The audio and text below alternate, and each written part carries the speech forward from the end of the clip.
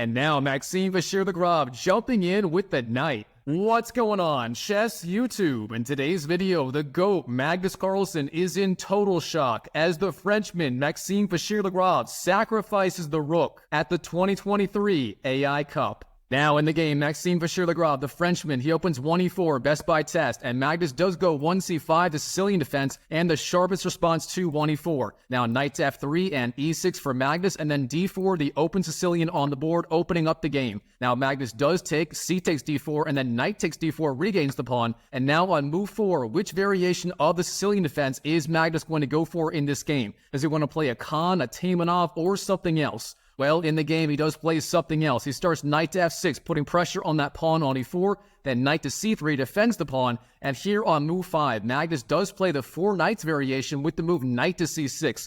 And this is a very, very trendy line at the highest level. It's very sharp, leading to intense complications, especially if Maxime does play the main line. Now here in this position on move 6, Maxime has a wide variety of moves that he could play. For example, bishop e3, a3, bishop e2, knight db5, all these lines are playable, but instead here Maxime, he plays the absolute main line, simply knight takes c6, trying to damage black's pawn structure. Now here's how the line goes. Knight takes c6, and then here Magnus, he has to recapture the knight. B takes c6 is the best move. Instead, if you go d takes c6, that leads to a very bad endgame after queen takes, then king takes, then e5, locking down the center. So instead, b takes c6 here is virtually forced. That's on the board. And now here in this position, the key move and the move Maxime plays in the game is going to be e5, knocking back that knight on f6 and try to lock in these dark squares in the black camp. All right, e5 on the board. The knight has to go somewhere. Where is the knight going to go? Well, h5 and g4 would blunder the knight. The queen covers those squares. Those are out. Instead, knight to g8 is a very, very passive move. You don't want to play that. So with that in mind, the only good square here is knight d5, and that is the move played in the game by Magnus. All right, here, you can play knight takes d5, just trying to trade off those knights off the board. However, that does help black after knight takes d5 and then c takes d5, recapturing towards the center. So with that in mind, that is not the main idea. Instead, Maxime does play knight to e4, jumping in with the knight, keeping the knights on the board, and now the knight on e4 is eyeing the very weak d6 square in black's camp, as well as the dark squares in general on c5, d6, and f6. So, best placement for the knight is e4 as in the game. Now here Magnus, in this position, this is the main starting point of the main line of the 4 knights variation of the Sicilian Defense. And here black has a wide variety of moves. This is a major tabia of the variation. For example, bishop b7, bishop a6, queen b6, queen to a5, f5, even rook b8. All these moves are playable, and in the game, Magnus does go bishop b7. The rest of those moves go beyond the scope of this video, but you can definitely investigate them on your own. Now here in this position, the main lines for white are going to include c4 and bishop e2, just developing the bishop or try to knock the knight off the d5 square. However, here in this position, Maxime, he plays a madman's move. He actually jumps in with the knight, knight d6 on the board, hitting the king with check. Now here, bishop takes d6 is forced immediately. If you move the king, the ball cloud style move, king to e7. Yes, I'm sure Magnus was tempted to play that move. He's a big fan of the ball cloud after all. However, unfortunately, that move would blunder the bishop on b7 immediately. King to e7, then knight takes b7 would be the move, and that would lose the game on the spot. Therefore, bishop takes d6 is forced here, and now e takes d6. And now here in this position, we do have a transformation of the pawn structure, that pawn on e5 being transferred to d6. And beyond that, black had to give up his very precious dark squared bishop. However, all is not dandy for white. That pawn on d6 could become a big weakness in the future, and Magnus may be able to target it as the game goes along. So here, both sides have to play very, very accurately to fight for the initiative and make use of this weird pawn structure in the center of the board. All right, here in this position, Magnus Carlsen, as usual, he finds the best idea in this position, and that is just c5, expanding on the queen side. Now, the main idea of this move, besides just gaining space with the pawn, is to open up that bishop on b7 on the long diagonal. Now we can see if the knight moves off d5, then that bishop will be slicing across the board, putting pressure on g2. And if that bishop ever moves off the f1 square, that g2 pawn could become undefended, and then bishop takes g2 could become a real threat. All right, Maxime, how does he deal with the threat? Well, there are a few different good moves here. However, Maxime goes for a very thematic idea. Simply c4, gaining space on the queen side and trying to drive back that knight off the very good d5 square. Now, of course, that move was not forced. For example, you can go bishop e2 on the prior move, just trying to castle immediately, perhaps going bishop to f3 and so on. However, instead, c4 on the board, the most aggressive idea, very fitting for the very aggressive player, Maxime Vachiere Lagrave. All right, here in this position, where do you want to put the knight? Well, there are a variety of decent squares. For example, knight to f6 and knight b6 are playable. However, they are a little bit slow. So instead, with that in mind, here, Magnus, he jumps forward with the knight to b4 on the board, and here's the idea. This knight on b4, believe it or not, is pretty well placed. It's currently eyeing that c2 square, meaning the queen cannot move to, say, g4, putting pressure on g7, as that would immediately give up that rook on the a1 square to knight to c2. And beyond that, if Maxime does try to drive back the knight with, say, a3, hitting the knight with the pawn, then knight to c6 will be a very good regrouping maneuver, and then from there, knight d4 is a very real threat, jumping in with the knight once again. So this dancing knight in this game could become a real nuisance for Maxime Vachiere Lagrave.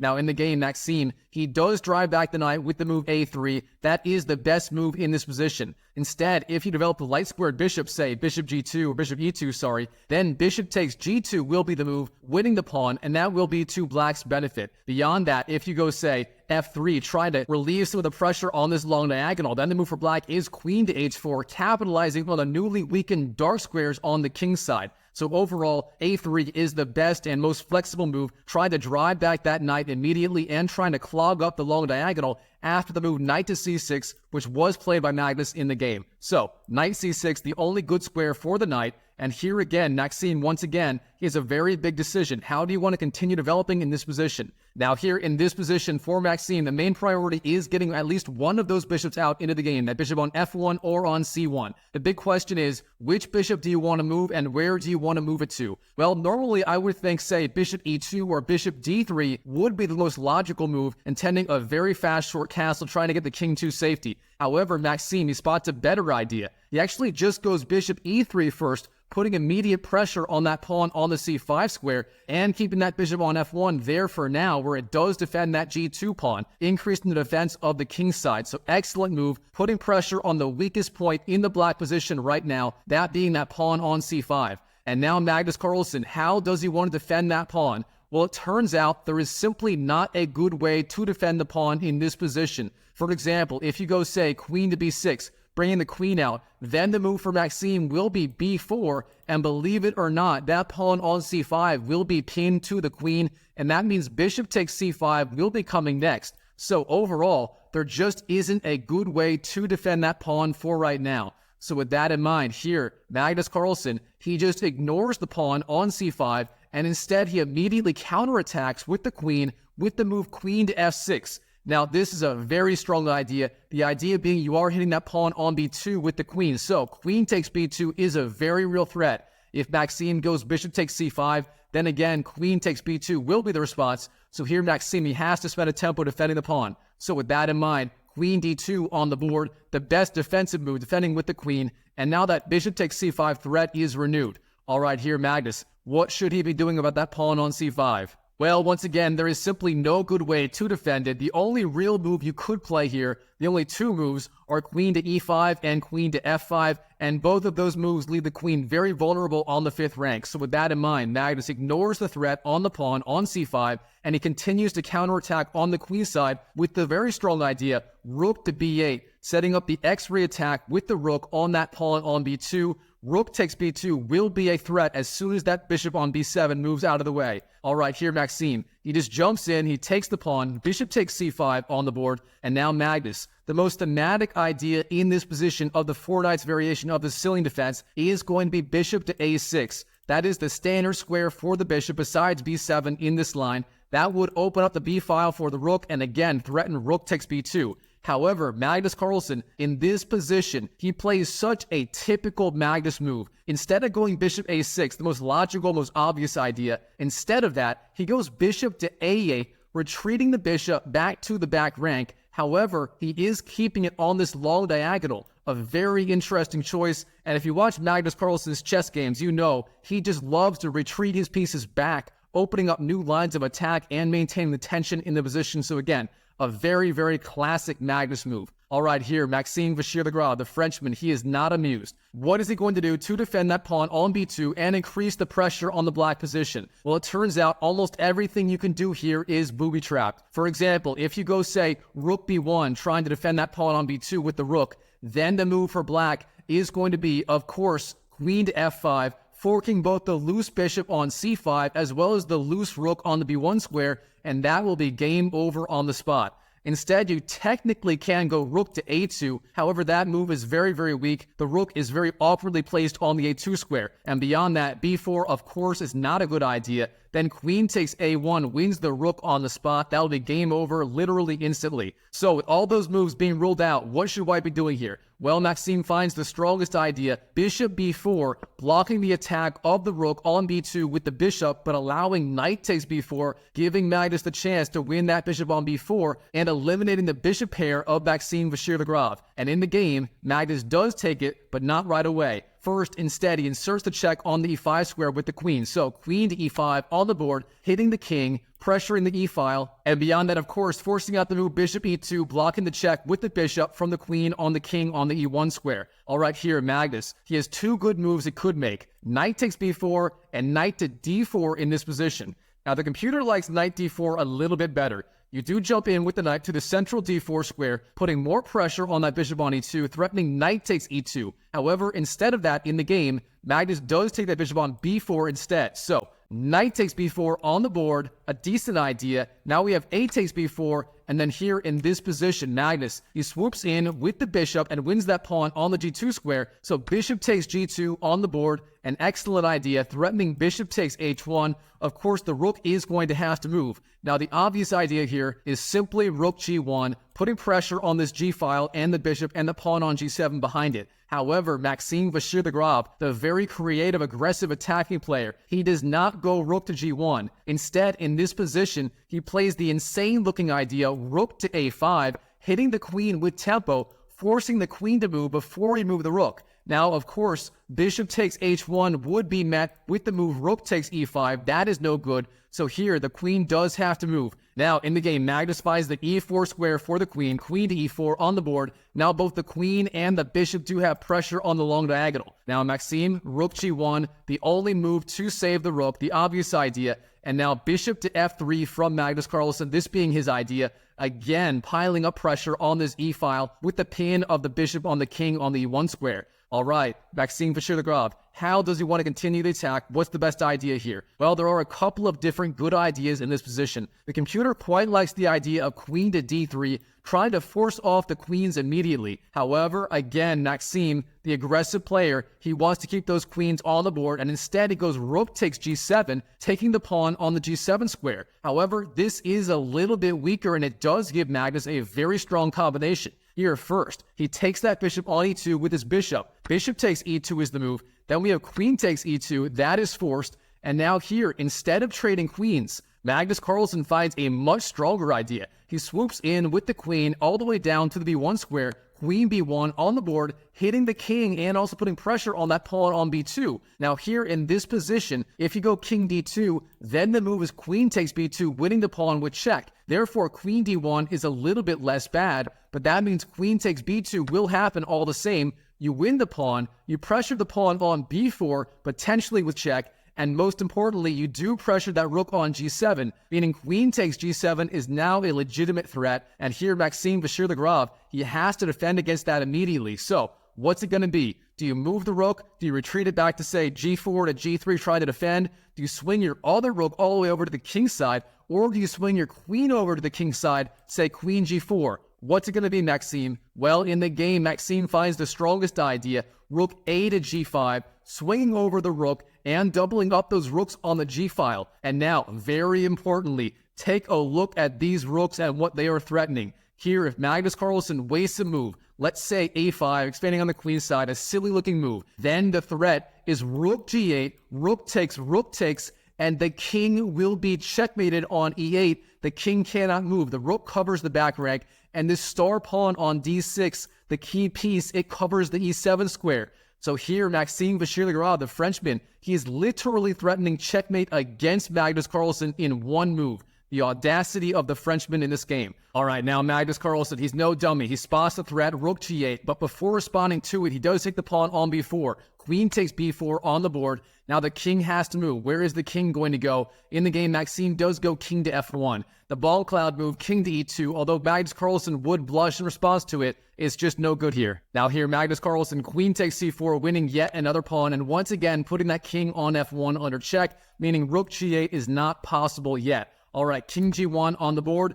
We officially have some sort of weird artificial castling of the king on the g1 square. And now, again, Magnus Carlsen, he has to finally respond to that threat of rook to g8. And what is he going to do? Well, there are two main ideas here. One is rook to f8, stopping the idea of rook g8 with check. The other one being king to f8. That king does control g8, therefore stopping rook g8 ideas for now. So, which one is it going to be? In the game, Magnus Carlsen, he does go rook to f8. King to f8 is also playable, but that's a story for another day. Now here, in this position, Maxime Vachiere Lagrave, what should he be doing? Well, this is a perfect time for a puzzle. If you like puzzles, pause the video right now and try to find the absolutely brilliant idea played by the Frenchman Maxime Vachiere Lagrave in this position. And while you're at it, go ahead and like the video, smash that YouTube like button. Thank you so much for doing that. It helps me out so much. All right, here in this position, Maxime Vachiere Lagrave, as promised, as advertised, no clickbait in this video. Here he sacrifices the rook on f7. Rook takes f7, giving up the rook for a pawn. That is as close as it gets to a clean sacrifice of the rook. And what's the idea? Well, it turns out the rook is poisoned. If you take it, rook takes f7, then rook to g8 will lead to checkmate. For example, rook takes f7, rook to g8, the rook has to move back, but then the move is queen to h5, hitting the king has to go to d8, and then rook takes f8 will be checkmate, the king will be stuck on the back rank, again, thanks to the key pawn on d6 covering both c7 and e7. So that would be absolutely insane. Of course, Magnus spots this. He does not go rook takes f7. Instead, here in this position, he finds the only move to save the game. Queen to e4.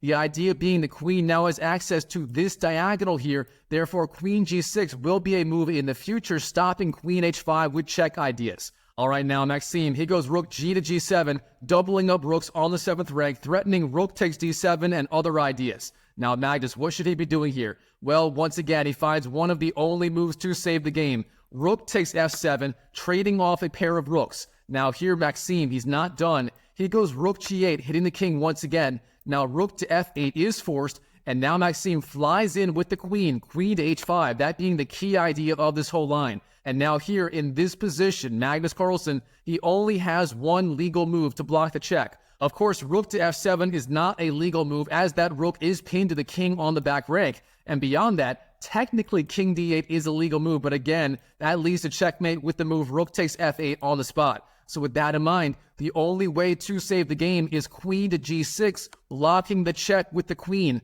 But now you don't have to take the queen with the queen. Queen takes g6 is not the only idea. Instead, here in this position, Maxime, he takes the queen with the rook. Rook takes g6, trading off the rook for the queen. Now we have h takes, and then queen takes g6, hitting the king with check. And all of a sudden, out of nowhere, we have a position where Maxime Vachiere Lagrave has the queen versus the two rooks of Magnus Carlsen. Now, technically, this is to Magnus Carlsen's benefit. However, the dust has not settled yet. Those rooks are not properly coordinated, and here Maxime has a small window of opportunity to gobble up the pawns and to cause chaos in the black position. All right, from here, Magnus Carlsen, king d8 is the move, but now queen g5 hits the king yet again. King to c8 on the board, but now queen c5 on the board, swooping in with the king and potentially threatening queen to c7 ideas. All right, Magnus, king b7 on the board, not liking the idea of king to d8, then queen c7, winning the rook on b8. So that would be game over on the spot. Therefore, king to b7 is forced here. All right, queen b5 hits the king once again. King to c8, now queen c4, king b7, queen c7 check, king to a6, and here in this position, Maxime, he finally wins his first pawn in this endgame. The move, of course, is queen takes d7, gobbling up that pawn, and now that other pawn on e6 is going to fall as well. So, Rook f d8 hits the queen, but then queen takes e6, and suddenly here, Maxime, he is now up 2 pawns in the endgame. Now, technically, Magnus is still in the game. Those 2 rooks are worth almost as much as the queen and the 2 extra pawns. However, the coordination of black's pieces is not very good. That pawn on d6 is very, very advanced, and all these factors do give Maxime the advantage in this endgame. All right, from here, king to b6 for Magnus, but then queen to e7, putting pressure on the rooks. Of course, you can start right away with pushing that pawn on the h-file. h4, for example, is very strong, but instead, queen to e7 on the board. Now Magnus, a5, the key move, pushing that pawn down the board. That is going to be his main strategy in the endgame, trying to promote on the a1 square. Let's see if he can make it happen. All right, queen c7 on the board, hits the king to b5, then king to f1. Maxime, the Frenchman, his idea right now is king to e2, then king d3, bringing the king into the game, then threatening queen to c4 check, hitting the king with the queen. All right, now Magnus, a4 on the board, continuing his plan, and Maxime does the same, king to e2, bringing in the king closer to the queen side. Now a3, king d3, Maxime is ready for queen c4, hitting the king. This is getting dangerous. All right, rook to a8 on the board, supports that pawn flying down the board, but now again, king d4, threatening the idea, queen c5, pushing the king to the a-file. That would not be good for Magnus. But now a2 on the board, threatening a1, promoting to a queen. Magnus is literally 1 move away from reaching his objective. But now Maxime, he flies in with the queen b7, hitting the king, forcing king to a4. The king must go back to the back rank now as the king covered the c3 square. All right, now Maxime, queen to b2, hits the pawn, threatens queen takes b2, winning the pawn, and likely the game after that. And now Magnus Carlsen, in this position, he has to find the key idea to keep the game going. And once again, this is another good time for a puzzle. If you like puzzles, pause the video right now and try to find the best idea for Magnus Carlsen in the game to keep the game alive and keep it going. All right, I hope you found the best idea. Of course, it is going to be a1, promoting to a queen, or technically a rook also works, but let's say a queen. The idea being a1, promote to a queen, then queen takes a1, and then king to b5, getting the king off the a-file, and from there you would have the discovered attack on the queen, and Magnus would still have fighting chances in the endgame with the 2 rooks versus the queen. But instead here, Magnus, he takes the pawn on d6, rook takes d6, winning the pawn with check. Almost any other time, that would be a good move. But the problem here, Maxime Vachiere Lagrave, he has a very simple move. King to c5, hitting the rook on d6, but also hitting the b4 square, threatening queen b4, and that would be checkmate. That is the problem, the double attack by the king in the endgame. Now here, Magnus, rook b6, the weird distraction idea, but now Maxime, he finds the finishing blow. Queen takes a2, winning the pawn, and yes, this is checkmate. The king literally has nowhere to go. The king covers the second file, and the queen the first file, the a-file. Wow, what a game by Maxime Vachiere Lagrave and Magnus Carlsen in the 2023 AI Cup. All right, Chess YouTube, I hope you enjoyed this video. If you do, smash that like button and check out this video right here where Magnus Carlsen plays an insane queen sacrifice against Maxime Vachiere Lagrave in the opening, in the Queen's Gambit accepted. That game was just insane. I'm sure you're going to love it. Check it out, and I'll see you in the next video.